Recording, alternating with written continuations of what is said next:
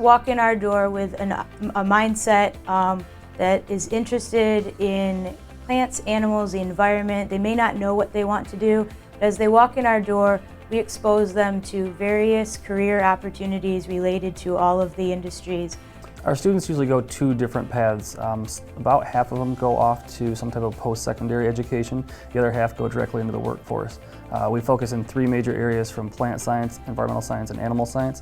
It means being given an opportunity to work in the career area that I'm looking to go into. It's given me the opportunity to work hands-on with the animals that I plan to eventually take care of. It means getting hands-on experience working with plants and getting deeper into a field that I didn't have very much knowledge in.